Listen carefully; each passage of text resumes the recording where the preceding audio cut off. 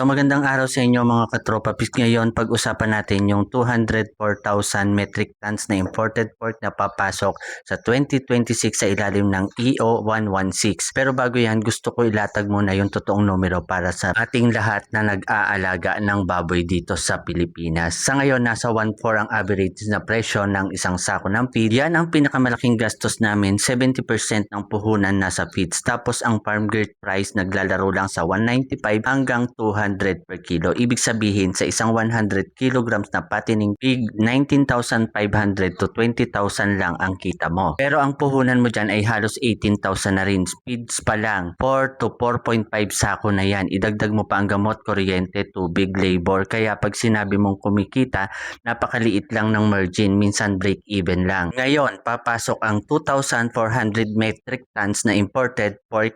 Ang target, pababain ang presyo sa palengke. Pero pag bumaba ang presyo sa palengke, kung bumaba yan mula 195 to 200 papuntang 170 to 180, lugi na kami. Kasi kahit ibenta mo na sa 180 ang 100 kilograms na pigs, 18,000 lang. Ang 18,000 na puhunan mo, wala ka nang kinikita. Tapos may risk ka pa sa ASF at pagtaas ng feeds.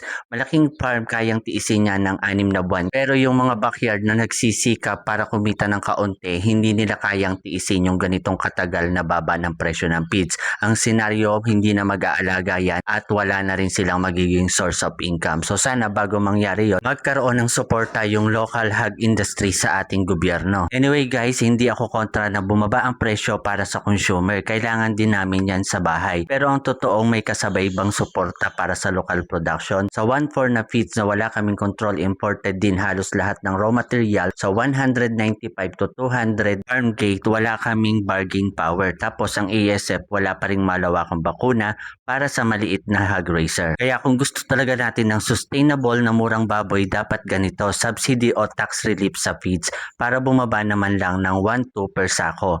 Accessible sa bakuna kontra ASF para hindi takot mag-alaga uli. Mahigpit na control sa smuggle kasi pag pumasok ang smuggle pork, mas mura pa sa legal import. Talo kaming lahat. Tapos yung data transparency, ilan ba talaga ang kulang? Saan dadalhin ang import para hindi mag-overlap at pumatay sa presyo? Ang importante, short-term fix yan sa inflation. Pero long-term solution, buhayin ang local hog raiser.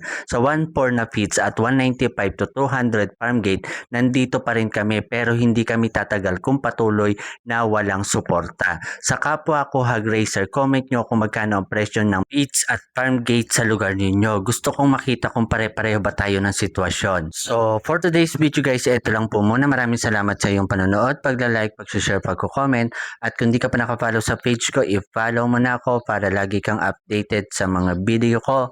At kung umabot ka sa dulo ng video na to guys, paki-comment naman dyan sa baba para mapasalamatan kita. Happy farming and God bless us all. Bye-bye!